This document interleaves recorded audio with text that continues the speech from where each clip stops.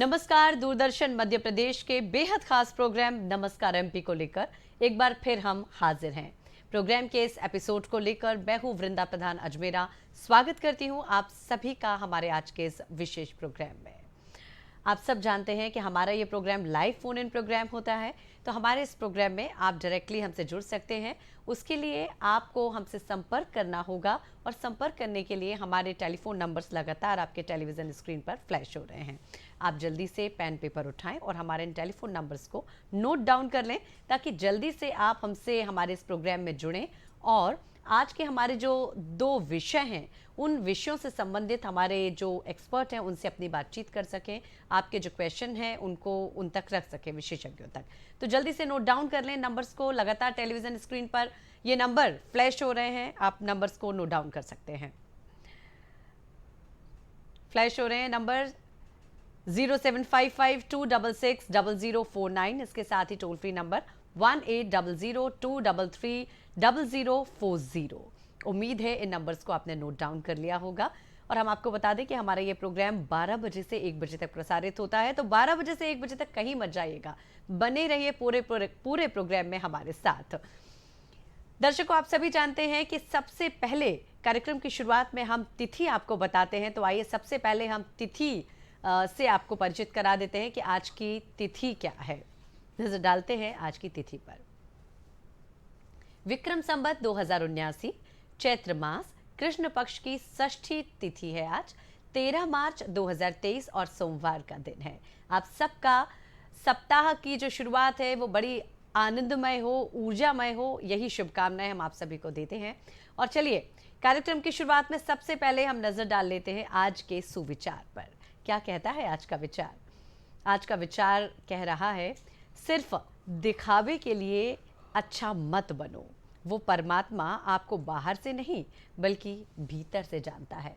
तो दिखावा करने की ज़रूरत नहीं है। अच्छाई को अपने गुणों में शामिल कीजिए। यदि आप अच्छे हैं, अच्छाइयों को अपने गुणों में शामिल करते हैं, तो देखिए निश्चित ही इस दुनिया को आप अपनी तरफ आकर्षित कर सकते हैं और प्यार से, स्नेह से सभी को आप अपना बना सकते हैं। तो दिखावा मत कीजिए, असलियत को जो है वो समझने की कोशिश करें और अच्छाइयों को अपने अंदर समावेश करने की कोशिश करें। चलिए, अब वक्त हो चला है हमारे आज के जो हमारे विषय विशेषज्ञ हैं उनसे आपका परिचय कराने का। तो चलिए बिना विलंब किए हम आज के अपने मेहमानों से आपका परिचय करा देते हैं। हमारे साथ हमारे स्टूडियो में आज मेहमान के रूप में मौजूद हैं डॉक्टर निशा मिश्रा। आप नेत्र सर्जन हैं। नमस्कार मैडम, बहुत स्वागत है आपका हमारे इस प्रोग्राम में।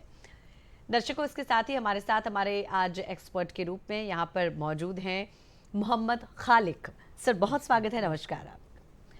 तो पक्षियों से जुड़ी हुई बातचीत आज हम आपके साथ में करेंगे कि किस तरह से मध्य प्रदेश में जो पक्षी हैं उनका संरक्षण, संवर्धन हम कर सकते हैं। पक्षियों की कम होती जो संख्या है वो निश्चित ही जिम्मेदार कहाँ है, कौन जिम्मेदार है पक्षियों की कम होती संख्या के लिए, कैसे उनका संरक्षण करें। शुरुआत आपके साथ ही करते हैं सर।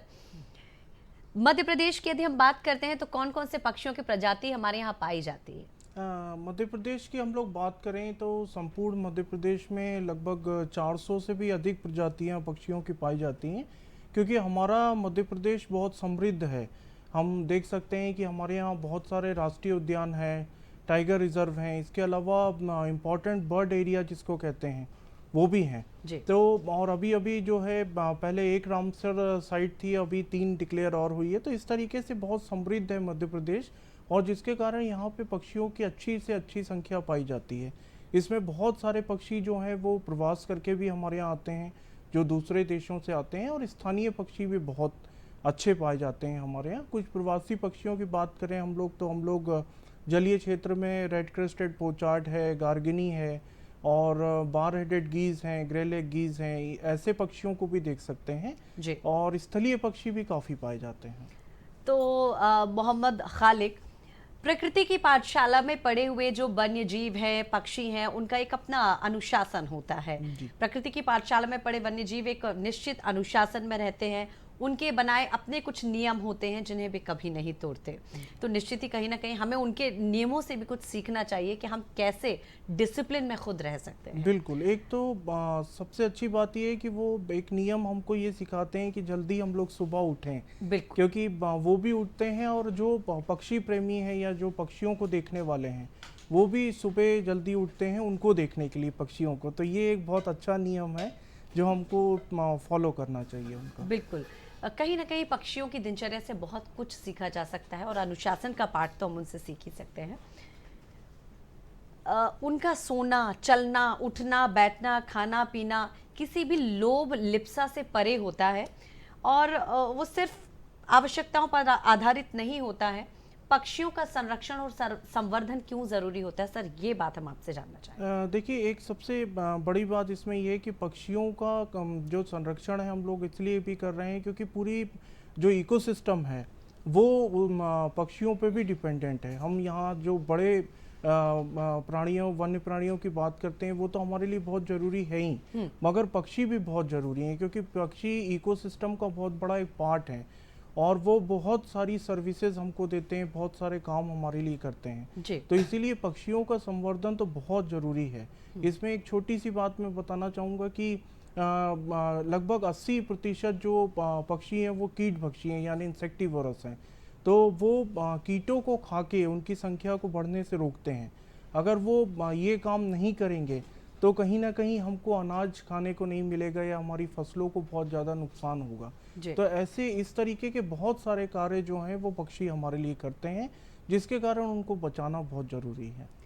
कहीं ना कहीं ये इकोसिस्टम में बहुत इंपॉर्टेंट रोल प्ले करते हैं और किस तरह से डिपेंडेंट हैं हम पक्षियों पर, कैसे ये इकोसिस्टम को मेंटेन करते हैं, चर्चा के दौर को आगे बढ़ाएंगे।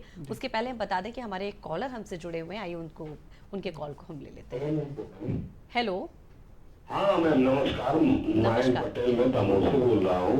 मोहम्मद साहब को मेरा नमस्कार है। सर, हम मैं ये जानना चाह रहा हूँ कि आजकल पक्षियों की संख्या कम होती जा रही है। हम अपने घर के पास आसपास आंगन में, कुआ, खेत बावड़ी में जैसे गौरैया पक्षी देखते थे, तो उसके लिए मोबाइल नेटवर्क ये 5G मतलब जिम्मेदार है कि किसान लोग ये मतलब कीटनाशक डालते हैं।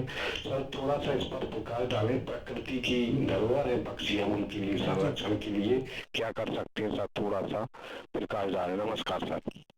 बहुत महत्वपूर्ण प्रश्न उन्होंने किया है कि आखिर जिम्मेदार कौन है। जी जी, बहुत अच्छा प्रश्न है। बहुत बड़ा जिम्मेदार तो मैं कहूँगा कि मनुष्य ही है। बिल्कुल। क्योंकि पक्षियों के कम होने का सिर्फ एक कारण नहीं है, उसमें बहुत सारे कारण हैं, जिसमें हम लोग कह सकते हैं कि उनके आवाज़ का ह्रास है, मतलब लॉस ऑफ हैबिटेट है, जिसके कारण पक्षी जहाँ आते हैं वहाँ नहीं आ पाते हैं।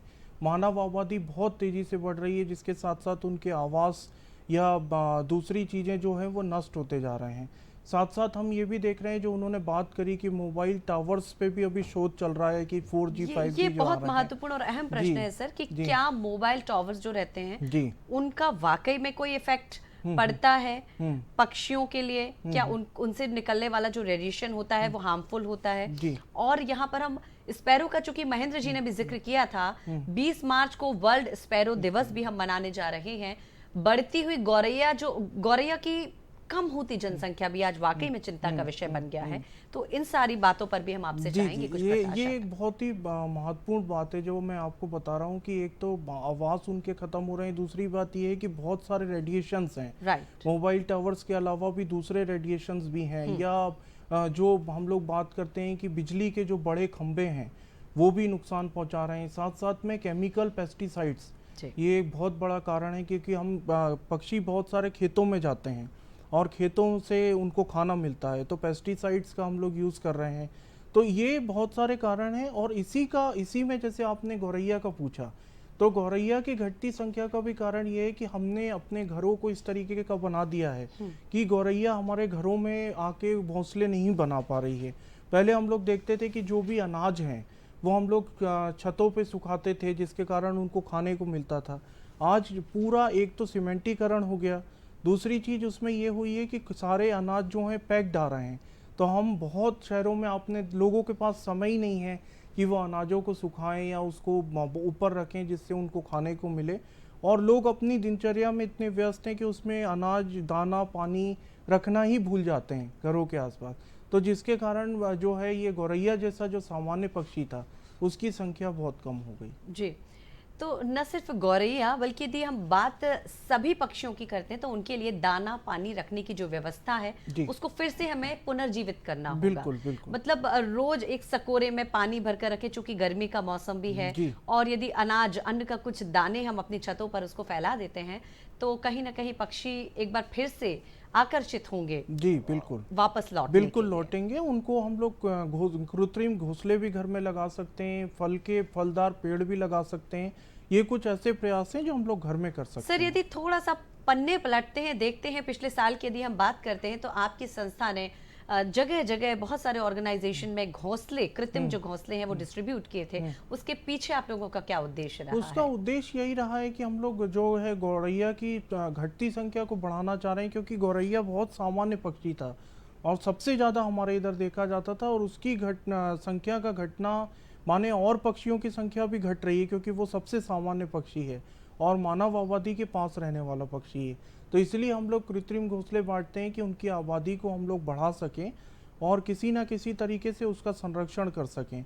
और उसमें एक कारण और है कि ये जनमानस में भावना आ सके कि हम अपने पक्षियों को कैसे बचाएंगे। बिल्कुल, ये दुनिया बेहद खूबसूरत है, दुनिया के सारे नज़ारे बेहद खूबसूरत हैं।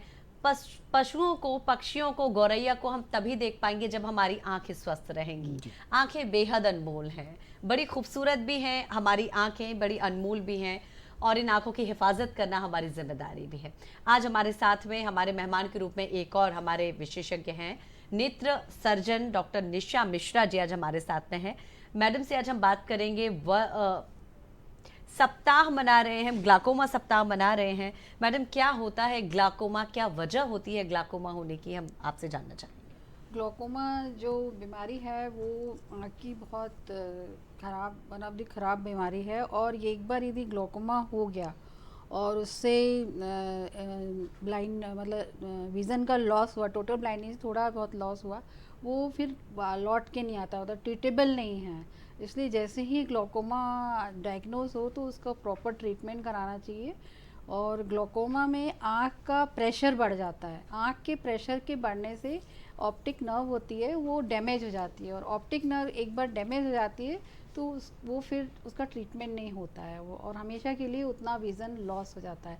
इसलिए ग्लाकोमा के प्रति लोगों को थोड़ी सी अवेयरनेस होनी चाहिए। मैडम, जैसे कि आपने बताया कि प्रेशर बढ़ने के कारण, टेंशन बढ़ने के कारण ये ग्लाकोमा हो जाता है और ऑप्टिक नर्व जो है वो डैमेज होने लगती हैं। ऑप्टिक नर्व का क्या रोल रहता है, सबसे पहले ये हम आपसे जानना चाहेंगे। उसके बाद में क्या वजह हो सकती है कि ये इंट्राओक्यूलर टेंशन या इंट्राओक्यूलर प्रेशर, जिसे सामान्य भाषा में हम दबाव भी कहते हैं, ये कैसे बढ़ जाता है? ऑप्टिक नर्व जो होती है, जो हम देखते हैं उसका जो मैसेज है वो ब्रेन में पहुंचाती हैं, तो वो एक सोर्स है ब्रेन में वो मैसेज आने का। यदि ऑप्टिक नर्व डैमेज हो जाएगी, जो हमने देखा वो ब्रेन में पहुंचता नहीं है और फिर वो दिखता नहीं है। ये ऑप्टिक नर्व का मेजर रोल है। इसलिए ऑप्टिक नर्व यदि डैमेज हो गई तो आदमी का विज़न लॉस हो जाता है। और दूसरी बात है, ग्लाकोमा के कारण एग्जैक्ट कारण तो अभी मतलब एग्जैक्ट कारण है ये जो है, इसमें ग्लाकोमा मरीज को हो जाता है और मरीज को पता नहीं पड़ता। ये इस बीमारी की सबसे ज़्यादा ख़राब बात है। इसलिए आफ्टर 40 इयर्स अपन लोगों को आप जो है नेत्र रोग विशेषज्ञ से अपना टेंशन ज़रूर चेक करा लेना चाहिए ईयरली, भले 1 साल में एक बार कराएं, लेकिन कराएं जिससे यदि ग्लाकोमा हो रहा हो तो प्रॉपर ट्रीटमेंट शुरू हो जाए और आई को डैमेज नहीं हो। जी मैडम, बहुत महत्वपूर्ण आपने उत्तर दिया है कि किस तरह से ऑप्टिक नर्व जो है रहती है वो मस्तिष्क को एक इमेज भेजने का काम करती है, और ऑप्टिक नर्व के कारण ही हम सही तरह से देख पाते हैं। हमारे साथ में हमारे एक कॉलर जुड़े हैं, आइए उनके प्रश्न को हम ले लेते हैं। जी हेलो।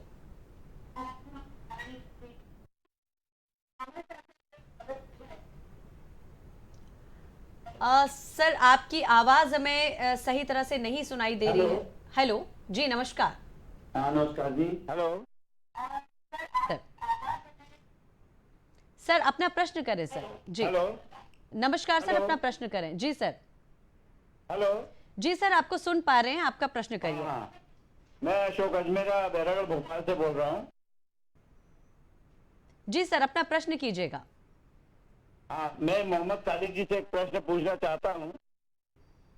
आजकल कौवे और गिद्ध की प्रजाति बहुत कम होती जा रही है। जी। आजकल गिद्ध और कौवों की प्रजाति बहुत कम होती जा रही है। हम्म। इसका क्या कारण है और इसको बढ़ाने के लिए क्या उपाय किए जा सकते हैं और सरकार क्या कर रही है? जी इसके बारे में बताएं और आपकी संस्था इसमें क्या कर सकती है? जी, बहुत अच्छा प्रश्न किया है आपने सर ने। तो सर वही कि कौवे और गिद्ध की जो प्रजातियां हैं वो दिन प्रतिदिन कम होती जा रही हैं, कैसे उनका संरक्षण संवर्धन किया जा सकता है, साथ ही आपकी संस्था इसके लिए क्या इनिशिएटिव? देखिए, दो चीज़ें हैं। एक तो दोनों के कारण बहुत अलग अलग हैं, क्योंकि जो वल्चर्स का जो पॉपुलेशन डिक्लाइन हो रही है, जो संख्या कम हो रही है, उसका सबसे इम्पॉर्टेंट कारण है डाइक्लोफेनिक सोडियम, जो कैटल्स को दिया जाता है। और जब कैटल्स की यदि डेथ हो जाती है तो जब गिद्ध उसको खाते हैं तो उनके ऑर्गन्स फेलियर हो जाते हैं। तो वो हमारे जो है वो हमारे उसमें को हाथ में नहीं है, क्योंकि ऑलरेडी जो गवर्नमेंट है वो डाइक्लोफेनिक सोडियम को बैन कर चुकी है। और जो एक सवाल इन्होंने पूछा कि सरकारें क्या कर रही हैं, तो बहुत सारे जो वल्चर्स ब्रीडिंग सेंटर हैं, जो हमारा भोपाल में है, वो केरवा में है, जो फॉरेस्ट डिपार्टमेंट उसको पूरा मॉनिटर कर रहा है। तो इस तरीके के बहुत सारे इनिशिएटिव सरकार ने लिए हैं और पूरे भारत में कई जगह वल्चर ब्रीडिंग सेंटर्स हैं। दूसरी बात यह है कि बहुत बड़ा एक प्रोजेक्ट चल रहा है वन विभाग का, जिसमें वल्चर एस्टिमेशन होता है। तो वल्चर एस्टिमेशन से हमको ये पता चल रहा है कि मध्य प्रदेश के किस जिले में कितने वल्चर्स हैं और उनका संरक्षण कैसे करना है, कौन कौन से हॉट स्पॉट्स हैं वल्चर्स के लिए। ये वल्चर्स की बात हो गई। हम बात करें अगर कौवों की, तो कौवों और गौरैया का कारण बिल्कुल सेम है कि ऐसे हैबिटेट का उनका लॉस हो गया है जिसमें वो लोग रहते थे। दूसरी बात ये कि कौवा मानव आबादी के पास पाया जाता है, और वो जो लोग खा के जो फेंकते हैं या जो उनको खाना देते हैं, तो वही वो लोग खाते हैं। तो जो कौवे भी हैं वो बहुत सारे माइग्रेट हो गए हैं गांव की तरफ। तो जैसे मैंने बताया कि उनको बुलाने के लिए हमको खाना, रोटी, इस तरीके की चीज़ें रखनी पड़ेंगी, जिससे धीरे धीरे वो आना हमारे यहाँ शुरू होंगे। और कहीं ना कहीं अपनी लोभ और लिप्सा को भी हमें कम करना होगा। बिल्कुल। हमारे जो घरोंदे हम बनाते हैं, हमारे जो घर हम बनाते हैं, उनका निर्माण कुछ इस तरह से करें कि पक्षी आकर्षित हो हमारे घरों की तरफ रुख करने के बिल्कुल। लिए। और जहाँ तक हमारी संस्था का एक प्रश्न पूछा इन्होंने, तो हम दोनों ही चीज़ों पे काम कर रहे हैं। तो बेसिकली डाइक्लोफेनिक सोडियम को लेके प्रचार प्रसार कर रहे हैं हम लोग गाँव में भी, कि इसको लोग अगर मिलती भी है कहीं से उनको ज़्यादा पैसा देके तो ना खरीदें, उसकी जगह मेलॉक्सीकेम जो सरकार ने एक दवाई लाई है मार्केट में, उसको खरीदें, जिसका प्रभाव नहीं पड़ता वल्चर्स पे। और कौवों के लिए भी जो है वो कम्युनिटी फीडिंग का कहीं पे हम लोग सेंटर बनाएं, जिससे हम लोग कोशिश कर रहे हैं कि ऐसे सेंटर्स रहें जहाँ पे कौवे आके और वहाँ खाना खा सकें। वो खाना हम ही लोग दें, मगर एक जगह कोई ऐसे अलग अलग जगहों पे सेंटर बनाएं जिसमें कौवे आके उनको खा सकें। जी बिल्कुल, आप सही कह रहे हैं सर कि कहीं ऐसा ना हो कि आगे आने वाले समय में हमें अपने बच्चों से ये कहना पड़े कि पहले पक्षी हुआ करते थे, पहले कौवा हुआ करते थे, पहले गौरैया हुआ करती थी, पहले गिद्ध हुआ करते थे। तो जरूरत है चेतने की, सजग होने की, और हम क्या प्रयास कर सकते हैं उन प्रयासों को ध्यान में रखने की। हमारे एक कॉलर और हमसे जुड़ चुके हैं, आइए उनके प्रश्न को ले लेते हैं। हेलो मैडम, मैं प्रदीप बोल रहा हूँ भोपाल से। नमस्कार सर जी। पिछले सप्ताह तो पूरी तरह से शोक सप्ताह के रूप में मनाया। पीपी सिंह हमारे मित्र थे एक्चुअली। हाँ जी सर। ये मैं ये पूछना चाहता हूँ, क्या खालिद साहब क्या नाम है उनका जी, दोस्त, ये बताइए कि प्रवासी पक्षी क्या होते हैं? जहाँ तक मेरी नॉलेज है बॉटनी के पॉइंट ऑफ व्यू से, एनवायरमेंट के पॉइंट ऑफ व्यू से, कि माइग्रेटरी बर्ड्स जो होती हैं उनको प्रवासी पक्षी बोला जाता है। तो कौन कौन से ऐसे प्रवासी पक्षी हैं जिनकी वतन वापसी की तैयारी है, वो कैसे तैयारी, किस तरह से है, उनके थोड़ा सा प्लीज नाम बताइए। बहुत महत्वपूर्ण प्रश्न किया है इन्होंने अभी। मैंने बहुत सारे पक्षियों को तो खुद ही आकाश में विचरण करते हुए नहीं देखा। जी ये बताइए कि क्लाइमेट चेंज का अलग अलग पक्षियों पे क्या इफेक्ट पड़ रहा है, जी, सब विलुप्त हो जाएंगे तो क्या नुकसान होगा, थोड़ा बताइए। बिल्कुल। दूसरा प्रश्न वो आई मैडम से, मैडम ये बताइए कि विजन सिंड्रोम जो होता है, सिस्टम वगैरह को यूज करने से, तो उसके सिम्टम्स क्या होते हैं और उसका ट्रीटमेंट क्या है, थोड़ा प्लीज, है ना। Thank you. सर आपसे जी प्रश्न का उत्तर जानना बहुत ही चाहेंगे। अच्छा प्रश्न पूछा है इन्होंने। बेसिकली जो प्रवासी पक्षी होते हैं जिसको हम लोग माइग्रेटरी बर्ड्स कहते हैं, वो दूसरे देशों से हमारे यहाँ आते हैं, क्योंकि उनके यहाँ ठंड में प्रवास करते हैं वो हमारे देश की तरफ में, क्योंकि उनके देश में इतनी ज़्यादा ठंडी पड़ती है कि टेम्परेचर लो होने से उनका खाना और पानी दोनों जम जाता है। तो वो दूसरे, सिर्फ भारत में नहीं, दूसरे ऐसे कम ठंडे देशों की तरफ प्रवास करते हैं और वो भोजन और आवास की तलाश में हमारे यहाँ आते हैं। जी दूसरी बात यह है कि क्लाइमेट चेंज का बहुत प्रभाव है। जैसे कि हम लोग देखेंगे कि बहुत प्रवासी पक्षियों की संख्या इस साल काफ़ी कम रही। तो एक तो क्लाइमेट चेंज का भी असर है, और जो हमारे शोध कह रहे हैं कि जो यूक्रेन रशिया वार चल रहा है, क्योंकि बेसिकली जितने प्रवासी पक्षी हमारे यहाँ आते हैं वो सेंट्रल एशियन फ्लाईवे का यूज़ करके आते हैं। तो वो एक फ्लाईवे है, जैसे हम रास्ता यहाँ से दिल्ली जाना है तो हमको रास्ता पता है, तो उनको भी ये रास्ता पता है जिससे वो लोग यहाँ पे आते हैं। तो क्लाइमेट चेंज और ऐसे बहुत सारे कारण हैं जो हमारे यहाँ प्रवासी पक्षी आना कम या ज़्यादा उन पे निर्भर करता है। दूसरी बात ये है कि जो नाम की बात है, तो मैंने जैसे बताया कि बहुत सारी डक्स आती हैं, जिसमें रेड क्रेस्टेड पोचार्ट है, गार्गिनी है, स्पॉट बिल डक है। इसके साथ साथ अगर हम स्टॉर्क्स, जो बड़े पक्षी होते हैं, उनकी बात करें तो पेंटेड स्टॉर्क हैं, ओपन बिल स्टॉर्क हैं। इसके बाद में कूट्स आते हैं, बहुत सारे स्थलीय पक्षी आते हैं जिसमें ब्लैक रेड स्टार्ट है या ब्लू थ्रोट है। ऐसे पक्षी जो हैं साइबेरिया, रशिया, चाइना, इन जगहों से हमारे यहाँ प्रवास करके आते हैं। जी, तो बहुत महत्वपूर्ण बातें, बहुत महत्वपूर्ण जानकारियाँ मोहम्मद खालिक आपने हमें दी। निश्चित ही एक मिनट, कंप्यूटर विजन सिंड्रोम जो होता है उसमें लगातार कंप्यूटर कंटिन्यूस यूज़ करने के कारण होता है। इसका कारण, मेन रीज़न ये रहता है कि जब कंप्यूटर यूज़ करते हैं तो कंप्यूटर यूज़ करने वाला ब्लिंकिंग नहीं करता, और ब्लिंकिंग नहीं करने की वजह से आई में मॉइस्चर नहीं हो पाता, इस कारण कंप्यूटर विजन सिंड्रोम होता है। तो इसमें सबसे मेन प्रिकॉशन तो ये है कि एवरी 15 मिनट अपने आप दूसरी जगह देख के ब्लिंक कर लीजिए। और इसका जो इलाज है वो ये है कि इसमें मॉइस्चर करने के लिए आई ड्रॉप्स आती हैं, वो आई ड्रॉप्स यूज़ करनी पड़ती हैं। तो वो eye drops CMC eye drops होती हैं। वो आई ड्रॉप्स जो कंप्यूटर लॉन्ग टाइम तक यूज़ करते हैं, 6, 7, 8 hours, more than 6 hours use करते हैं डेली, उन लोगों को डेली एक बार डाल लेना चाहिए आई ड्रॉप, तो फिर उनको ये कंप्यूटर विजन सिंड्रोम नहीं होगा। जी, कंप्यूटर विजन सिंड्रोम क्या होता है, क्या वजह होती है, ये मैडम ने बहुत विस्तार से अभी बताया। मैडम, कार्बोक्सीमेथाइल सेलुलोज के कुछ आई ड्रॉप्स मार्केट में अवेलेबल होते होंगे। हाँ, जी। हाँ, हाँ। इसके साथ ही मैम कई बार ऐसा भी सुनने में आता है कि बहुत देर तक यदि हम स्क्रीन का यूज़ कर रहे हैं तो टीयरिंग होने लगती है, आईज हमारी ड्राई होने लगती है। तो क्या ये वही है? ये वही है, वो यही कंप्यूटर विजन से, टीयरिंग नहीं होती, इसमें ड्राइनेस होती है। ड्राइनेस होती है। ड्राइनेस होती मैम, इसके अलावा क्या कुछ ऐसे चश्मे भी आते हैं, कुछ ऐसे सनग्लासेस भी आते हैं जिनका यूज़ करके भी हम हाँ, इसको avoid यूज़ कर सकते हैं, लेकिन मेन वही है कि आप ब्लिंकिंग कर लीजिए, एवरी 15 मिनट्स ब्लिंकिंग कर लीजिए, और CMC आई ड्रॉप डाल लीजिए, मेन यही है इसका। जी, तो जब कभी भी आप स्क्रीन के पास में ज़्यादा देर तक बैठते हैं तो आप भी उन CMC आई ड्रॉप्स जो हैं उनका इस्तेमाल कर सकते हैं। इसके साथ ही कई सारे ऐसे चश्मे भी होते हैं जिनको भी आप उपयोग कर सकते हैं, और ये जो ड्राई आई की प्रॉब्लम है उसको थोड़ा सा मिनिमाइज आप कर सकते हैं। सर, एक हमारे कॉलर और हमसे जुड़ चुके हैं, उनसे आइए हम बात कर लेते हैं। हेलो हेलो हेलो जी सर, मैं जबलपुर से अशोक बोल रहा हूँ सर। मैंने नमस्कार। अक्सर देखा है कि कई बार देखा लोगों को झाड़ पेड़ काटते हुए शहर से थोड़ा आसपास झाड़ पेड़ काट दिए जाते हैं, उसके ऊपर पानी पक्षी रहते हैं, और झाड़ पेड़ काटते हुए सारे के सारे मर जाते हैं सर। तो उनको बचाने के लिए आप जिस व्यक्ति से बात कर रहे हैं, लगभग उनका प्रश्न हमें समझ में आ ही चुका है, तो फिर कैसे हम उस चीज को देखिए, दूर कर जो सकते हैं? सबसे बड़ी बात ये है कि जैसे जबलपुर का ही बात कर रहे हैं, तो जबलपुर में ही एक केस आया था जिसमें कुछ पेड़ को काटा गया था, जिसमें बच्चे और नेस्ट वहाँ पे नीचे गिरे पाए गए थे। तो उसमें तुरंत जो है रेस्क्यू स्क्वाड्स जो रहते हैं फॉरेस्ट डिपार्टमेंट के, तो वो उसको रेस्क्यू करते हैं, और जो संबंधित चिकित्सालय हैं, वेटनरी हॉस्पिटल्स हैं या फॉरेस्ट के जो चिकित्सालय हैं वहाँ पे उनको ले जाते हैं। तो अगर इस तरीके का कोई केस आता है तो बिल्कुल आप फॉरेस्ट डिपार्टमेंट को और जो आपके पशु चिकित्सा विभाग है उनको तुरंत बताएं, जिससे उस पर एक्शन हो सके।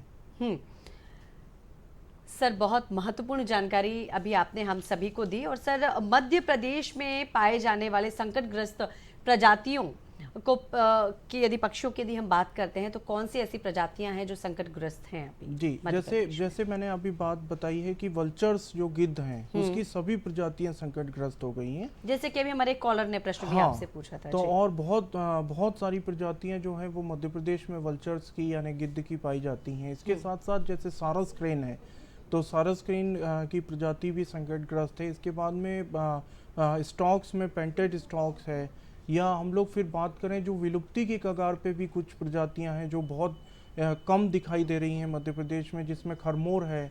सभी ने सुना होगा कि खरमोर की प्रजाति भी है जो बिल्कुल ही कम दिख रही है। तो इस तरीके की बहुत सारी प्रवासी पक्षी और स्थानीय पक्षियों की प्रजातियां हैं जो मध्य प्रदेश में पाई जाती हैं और जिनका संरक्षण करना बहुत ज़रूरी है। जी, मोहम्मद खालिक, आपने बहुत महत्वपूर्ण जानकारियां हमें दी हैं कि प्रवासी पक्षी के आने का, हमारे वतन में आने का क्या उद्देश्य होता है, क्यों आते हैं हमारे वतन में, कैसे पक्षियों का संरक्षण किया जा सकता है। आप हमसे आए, हमारे इस कार्यक्रम में जुड़े और इतनी महत्वपूर्ण बातें हमारे साथ में साझा की, इसके लिए आपका बहुत बहुत धन्यवाद हमारे प्रोग्राम में शामिल होने के लिए। तो आज हमारे साथ में कार्यक्रम नमस्कार एमपी में हमारी एक और मेहमान है, उनसे भी बातों के दौर को जारी रखेंगे। उसके पहले एक छोटा सा ब्रेक ले लेते हैं। कहीं मत जाइएगा, बने रहिएगा हमारे साथ।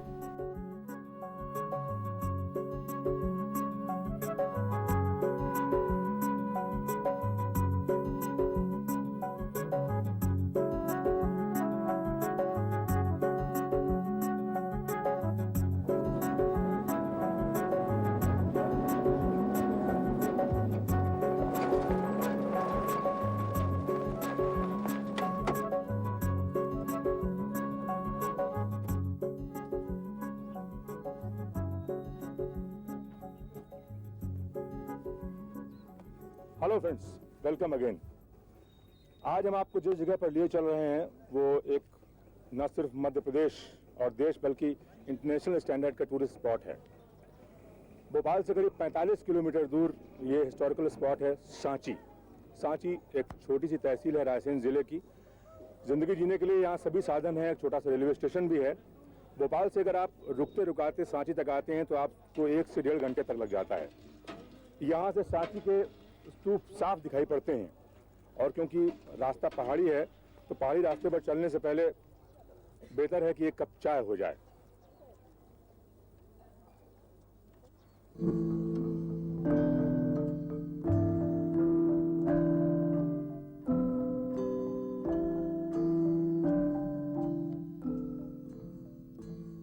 इतिहास के पहिए को अगर हम फिर से घुमाना शुरू करें और यहाँ के स्मारकों में जीवन को तलाशने का प्रयास करें तो परत दर परत तत्कालीन सभ्यता के पन्ने अपने आप खुलने शुरू हो जाते हैं। सांची, जो भोपाल से करीब 45 किलोमीटर दूर है, दुनिया के पर्यटन के नक्शे पर एक महत्वपूर्ण स्थान रखता है। विदिशा, जो कभी आकर प्रदेश की राजधानी रही है, यहाँ से 10 किलोमीटर दूर है। वक्त के साथ साथ सांची ने भी अपने कई नाम बदले, लेकिन इसके स्मारक और इसकी शिल्पकला आज भी जीवन की धड़कनों से भरपूर है। इसीलिए इसे बौद्ध मूर्ति और स्थापत्य कला का बेजोड़ नमूना कहा जाता है। सांची इतिहास का एक ऐसा दस्तावेज है जो कि तमाम अलग अलग संस्कृतियों के बीच एक सेतु की तरह लगता है। सांची की पहाड़ी पर मौन खड़े ये बौद्ध स्मारक सारी दुनिया तक शांति का संदेश पहुंचाने वाले महान मौर्य सम्राट अशोक की वीर गाथाओं से उपजे वैराग्य की कही सुनी दास्तानों के स्मृति चिन्ह हैं। ये सांची का प्रमुख स्तूप है। इस स्तूप का व्यास करीब 37 मीटर और ऊंचाई करीब 17 मीटर है। स्तूप के सबसे ऊपर केंद्र में छत्र और इसके चारों ओर वर्गाकार हर्मिका है। इसका निर्माण सम्राट अशोक ने किया था, जो उस समय उज्जैनी के शासक थे। यह भारतवर्ष का सबसे पुराना पाषाण स्थापक है। स्तूप के चारों ओर भूमिस्थ वेदिका है। स्तूप के शिखर पर मेधि वेदिका और वेदी का निर्माण किया गया है और इस शिखर तक पहुंचने के लिए सोपानों यानी सीढ़ियों का विधिवत निर्माण किया गया है। वेदिका पर दूसरी और तीसरी सदी ईसवी पूर्व के अनेक दान अभिलेख भी अंकित किए हुए मिलते हैं। इस स्तूप के चारों ओर प्रदक्षिणा पथ है जो दर्शनार्थियों के चलने से अब चिकना हो गया है। इस स्तूप की चारों दिशाओं में 4 तोरण द्वार सातवाहन राजाओं द्वारा ईसवी पूर्व पहली सदी में बनवाए गए थे। इनमें महात्मा बुद्ध के पहले और बाद के जन्म की कथाओं और बौद्ध धर्म की परिवर्ती काल की अनेक घटनाएं भी अंकित हैं। इन तोरण द्वारों का शिल्प आरंभिक भारतीय शास्त्रीय कला का श्रेष्ठतम नमूना है, जिनका निर्माण विदिशा के शिल्पकारों द्वारा किया गया था। इनमें भगवान बुद्ध को कमल, वृक्ष, चक्र, पाद चिन्ह और गद्दी जैसे प्रतीक के रूप में दिखाया गया है। तोरणों के निकट भित्ति से सटी हुई बुद्ध प्रतिमाओं की स्थापना 5वीं सदी में हुई थी, जो कालांतर में विदेशी शासकों द्वारा खंडित की गई हैं।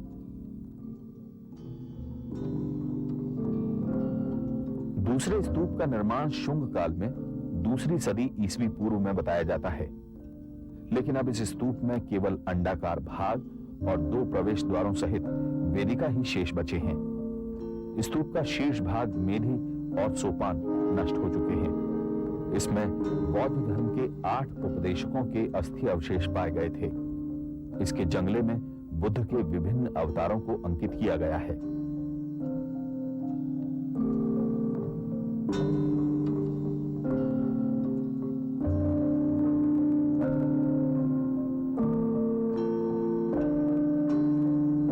तीसरे स्तूप का निर्माण दूसरी सदी ईसवी पूर्व में हुआ था।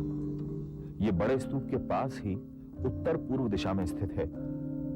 इस स्तूप का व्यास 15 मीटर और ऊंचाई करीब 9 मीटर है। हालांकि ये दोनों स्तूप आकार प्रकार में मुख्य स्तूप से थोड़े छोटे हैं, लेकिन फिर भी इसके महत्व पर कोई प्रभाव नहीं पड़ता।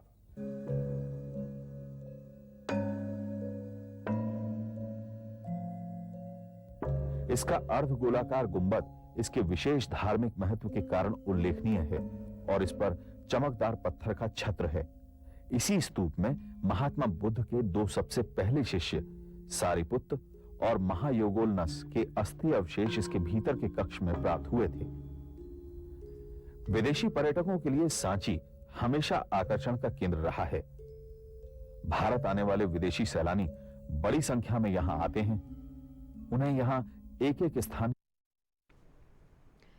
अंतराल के बाद फिर आप सभी का स्वागत है। कार्यक्रम नमस्कार एमपी से जुड़े हुए हैं आप सभी।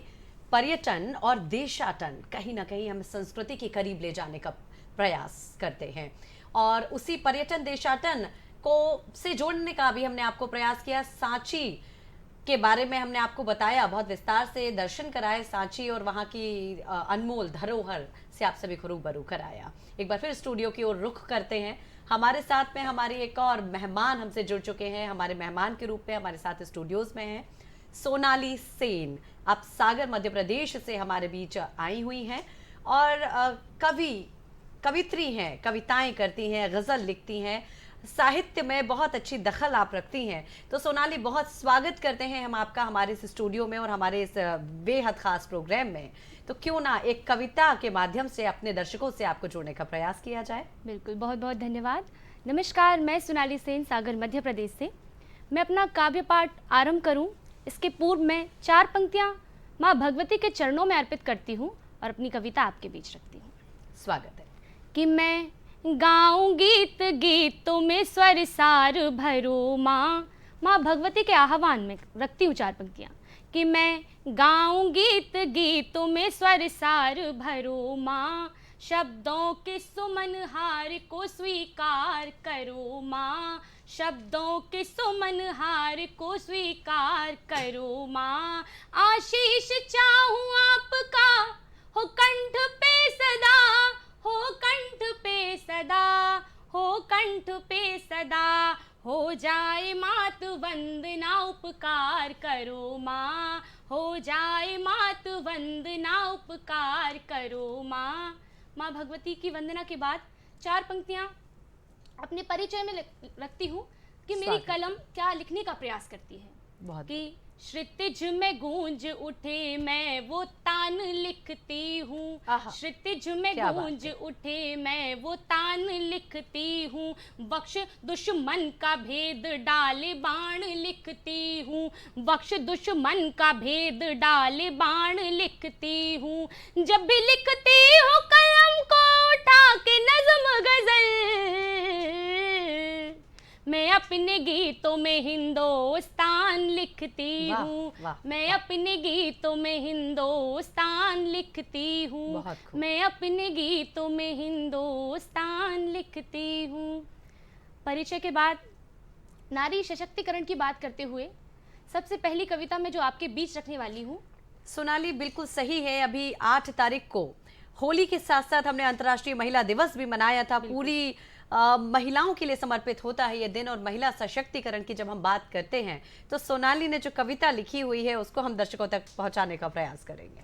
बिल्कुल, मेरी कविता मैं इस प्रकार कहूँ कि हम आए दिन न्यूज़ के माध्यम से अखबारों में देखते हैं कि नारी जाति पे जो अत्याचार कहेंगे जो हो रहा है, इसके लिए अब नारी जाति को खुद ही सक्षम होना होगा। तो एक संकल्प रूपी कविता मैंने लिखी है, जो कविता के माध्यम से मैं समस्त नारी जगत को कहूँगी कि ये संकल्प हम लें, और कविता आपके बीच रखती हूँ। स्वागत है। कि अब दौर नहीं के चुप बैठे, अब दौर नहीं के चुप बैठे, हाथों पे हाथ धरे बैठे, अब समय नहीं सोचे समझे, बस यह दृढ़ निश्चय कर बैठे, मन सोच के ही घबराता है, बेटियां कहीं महफूज नहीं, बेटियां कहीं महफूज नहीं, हर वक्त लगाना पाबंदी यह भी तो कहीं तक ठीक नहीं, बुद्धि के साथ बेटियों को,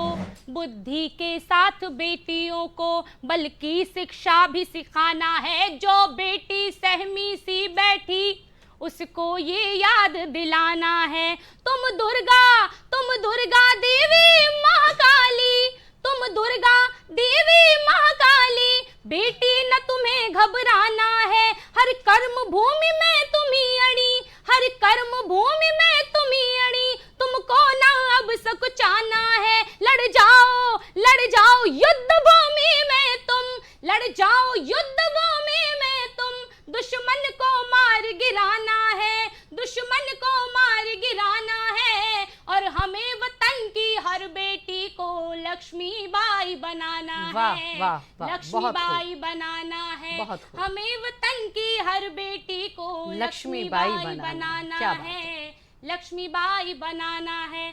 और अगला बंद आपके बीच रखूं, यूं तो नारी को उपमाओं में बांधा नहीं जा सकता, लेकिन फिर भी मैंने एक प्रयास किया है और कुछ उपमाएं दी हैं कि तुम ही दीपक के तेजसी, तुम ही दीपक के तेजसी, तुम ही नदिया के वेगसी, तुम अंधकार में हो प्रकाश, तुम बंजर में भी खेत सी, तुम ही अग्नि की ज्वाला हो, तुम ही जल में सीप सी, तुम ही तो कृपाण की धार हो, तुम ही तो पुष्प सुगंध हो, तुम ही तो दैत्य सहारिणी हो, तुम ही तो दैत्य सहारिणी हो, तुम दुर्गावती बताना है, तुम ही तो दैत्य सहारिणी हो, तुम दुर्गावती बताना है, तुम कर्म भूमि में ढाल सी, तुमको ही विजय दिलाना है, तुमको ही विजय दिलाना है, और हमें वतन की हर बेटी को लक्ष्मीबाई बनाना है, क्या बात है, लक्ष्मीबाई बनाना है।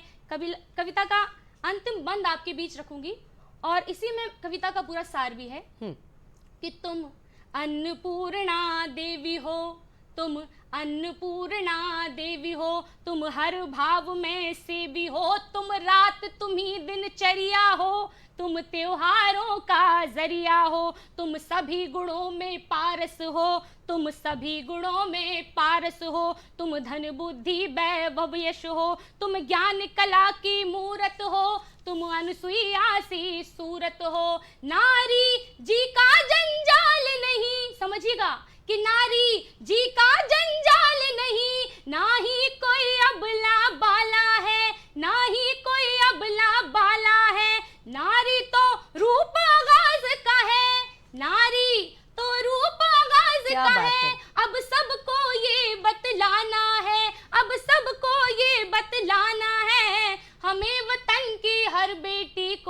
लक्ष्मीबाई बनाना है, बहुत लक्ष्मीबाई बनाना है, हमें वतन की हर बेटी को लक्ष्मीबाई बनाना है।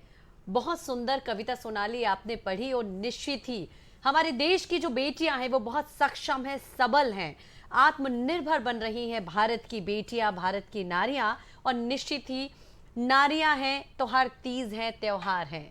तो किसी कवि ने कहा है कि हे नारी तू ही तो है संचालक परिवार की, तेरे बिन घर सूना, जग सूना, सब सूना। तो नारियों की अस्तित्व को हमें पहचानना है और विमेन एम्पावरमेंट न सिर्फ एक दिन बनकर रह जाए बल्कि विमेन हर तरह से एम्पावर्ड हो, उसके लिए हम सबको प्रयास करने ही होंगे। सोनाली, चर्चा के दौर को आगे जारी रखेंगे, आपकी कविताओं का आनंद लेंगे, डॉक्टर ऋचा से भी हम बातचीत करेंगे। उसके पहले हम बता दें कि हमारे साथ हमारे कॉलर जुड़े हुए हैं, हमारे साथ हमारे एक विषय विशेषज्ञ हैं मनीष शुक्ला जी, विशेषज्ञ हैं, अप्रवासी पक्षी प्रेमी हैं आप। हेलो, इनसे हमारा संपर्क शायद टूट चुका है, एक बार पुनः उनसे संपर्क साधने का हम प्रयास करेंगे मनीष शुक्ला जी से। उसके पहले मैडम आप तक हम वापस लौटेंगे। ग्लाकोमा की हम बात कर रहे थे, तो मैडम बात करेंगे कि ग्लाकोमा जो होता है, क्या कैटरेक्ट और ग्लाकोमा दोनों अलग अलग चीज़ें होती हैं या कहीं दोनों में समानताएं होती हैं? कैटरेक्ट और ग्लाकोमा अलग अलग चीज़ें होती हैं। ग्लाकोमा को हिंदी में कांचबीन कहते हैं और कैटरेक्ट को हिंदी में मोतियाबिंद कहते हैं। कैटरेक्ट जो है वो लेंस की बीमारी है। लेंस में ओपेसिफिकेशन, लेंस वैसे ट्रांसपेरेंट होता है, पारदर्शक होता है, लेकिन उम्र के हिसाब से उसमें पीलापन आ जाता है, ओपेसिफिकेशन हो जाता है और इस कारण जो रेज होती हैं वो रेटिना में, क्योंकि लेंस जो है ओपेक हो गया है तो लेंस रेटिना में फोकस नहीं होती हैं और रेज यदि रेटिना में फोकस नहीं होंगी तो मनुष्य को दिखता नहीं है। और कांचबीन में क्या है, कांचबीन में जो है आँखों का जो है वो दबाव बढ़ जाता है, उसके कारण कांचबीन होता है। दोनों में जो कैटरेक्ट का जो ब्लाइंडनेस होता है वो ट्रीटेबल है, वो ऑपरेशन के बाद वो ठीक हो जाता है और मनुष्य की नज़र लौट के आ जाती है। लेकिन जो कांचबीन का ब्लाइंडनेस है उसका कोई ट्रीटमेंट नहीं होता है और एक बार यदि विज़न का लॉस हुआ वो फिर आता नहीं। हाँ, ये जो बचा हुआ विज़न है उसका हम लोग इलाज करते हैं। कांचबीन का जो इलाज है वो दो तरह से होता है, एक दवाइयाँ डाल के होता है और दूसरा जो होता है वो ऑपरेशंस होते हैं। दवाइयाँ डाल के जो है बहुत सारी दवाइयाँ अवेलेबल हैं, उसको बिल्कुल रेगुलर डालना पड़ता है। जैसे यदि किसी मनुष्य को कांचबीन हो गया है तो वो उतना ही इम्पोर्टेंट हो जाता है, जिसको जीने के लिए सांस की ज़रूरत है वैसे ही उसकी आँख को बचाने के लिए उस आई ड्रॉप की ज़रूरत है और जो भी डोज है वो रेगुलर डालना पड़ता है। और दूसरा इसका इलाज होता है सर्जरी।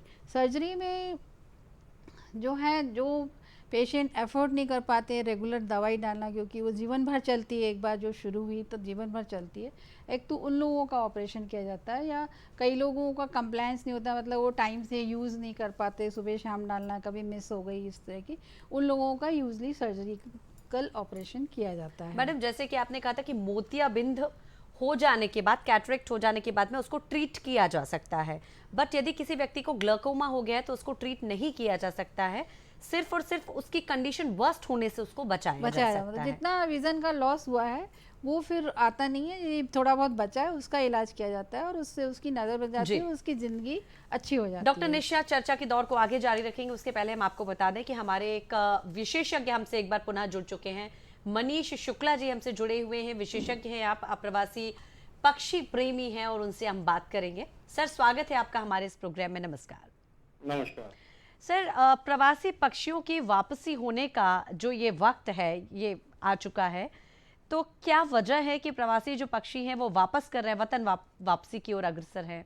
क्या वजह है, क्या कहें? देखिए, ये जो प्रवासी पक्षी हैं ये हमारे देश में ठंड की शुरुआत में आते हैं, जब यूरोप तरफ काफ़ी एक्सट्रीम ठंड पड़ने लगती है, बर्फ जमने लगती है, तो वहाँ पे इनको खाने की मात्रा इनकी कम होने लगती है, इनको खाने की मात्रा कम प्राप्त होती है, जिसकी वजह से, और ठंड ज़्यादा पड़ने की वजह से ये ऐसे स्थानों की तरफ मूव करते हैं जहाँ पे कि उनके अनुकूल वातावरण हो। जैसे अपने यहाँ 5-6 डिग्री 7 डिग्री तक का टेम्परेचर रहता है, तो इन प्रवासी पक्षियों के लिए ये टेम्परेचर बहुत अनुकूल होता है, इसलिए ये ठंड की शुरुआत में हमारे देश में आते हैं या भोपाल शहर में अपने यहाँ, क्योंकि वाटर बॉडीज काफ़ी हैं और यहाँ का जो वातावरण है इन पक्षियों के लिए बहुत ही अनुकूल होता है, इसलिए अपने यहाँ अधिक मात्रा में या संख्या में प्रवासी पक्षी ठंड के दिनों में आते हैं।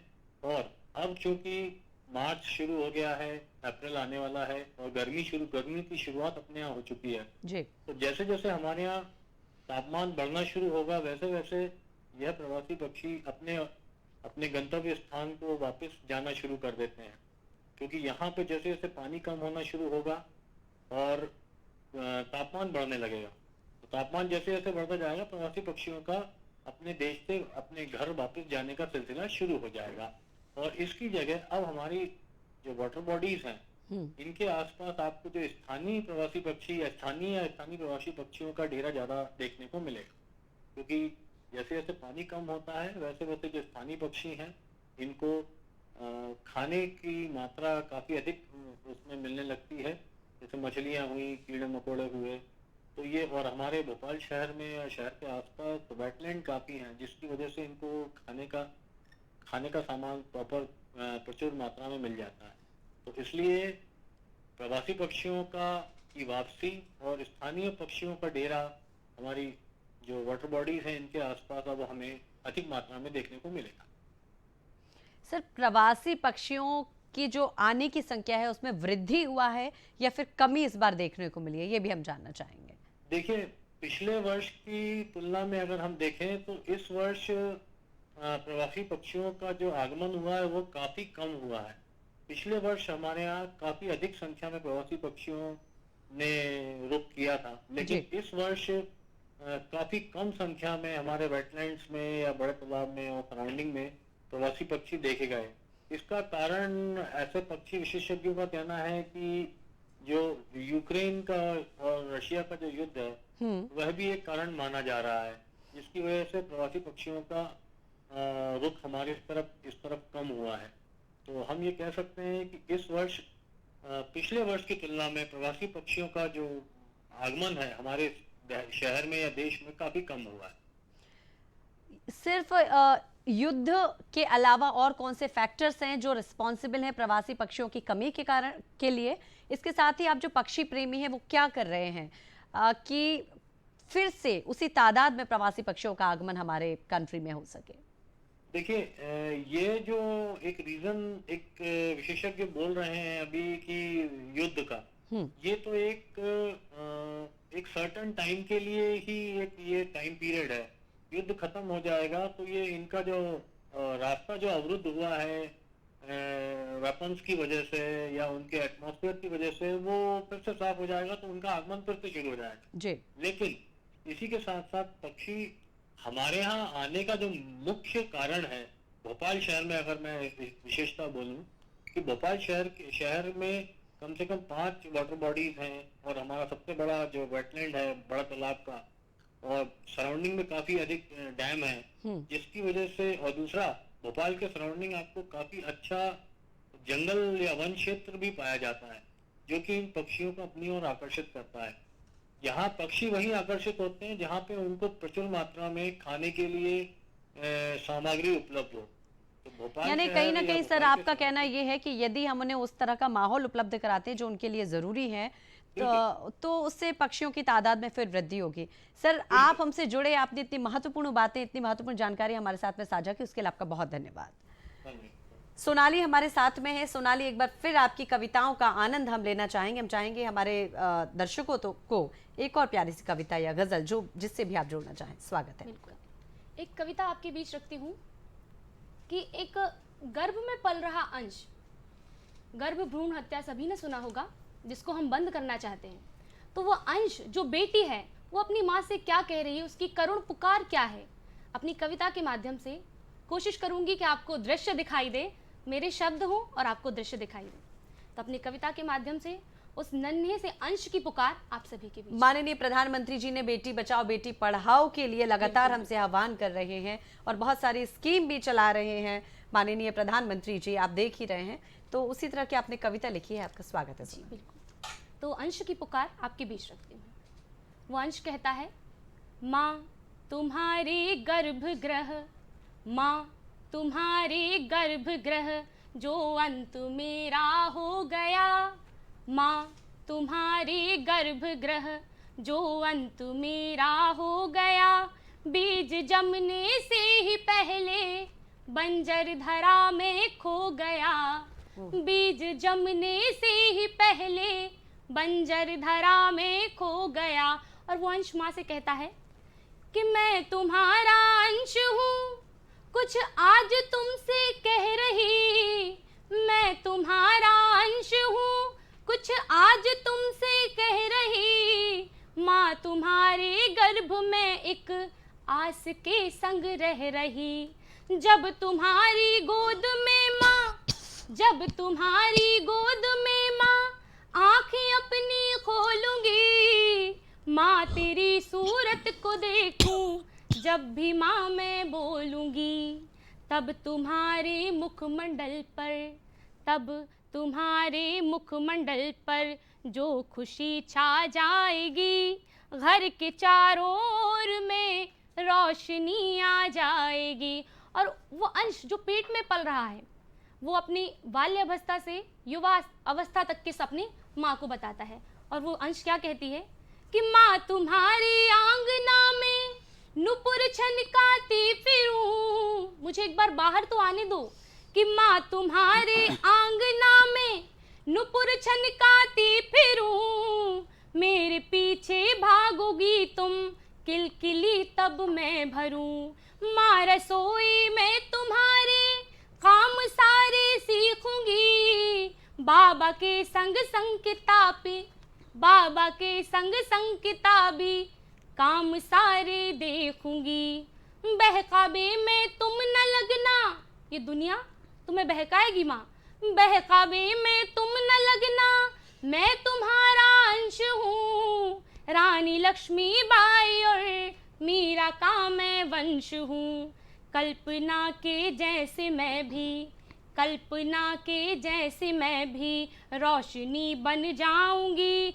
इस जहां में माँ मैं भी कुछ नाम तो कर जाऊंगी। और माँ जब मैं बड़ी हो जाऊंगी कि माँ तुम्हारे आंगना में, माँ तुम्हारे आंगना में डोली मेरी आएगी, नन्ही सी बिटिया तुम्हारी तब बड़ी हो जाएगी, पहले बेटी अब बहू बन, पहले बेटी अब बहू बन, फर्ज सारे निभाऊंगी, माँ तुम्हारा गर्व बनकर सारे फर्ज उठाऊंगी। किंतु किंतु यह तो तब ही संभव, किंतु यह तो तब ही संभव जब तुम यहाँ मुझे लाओगी, मुझ में अपना आज कल तुम एक संग में पाओगी।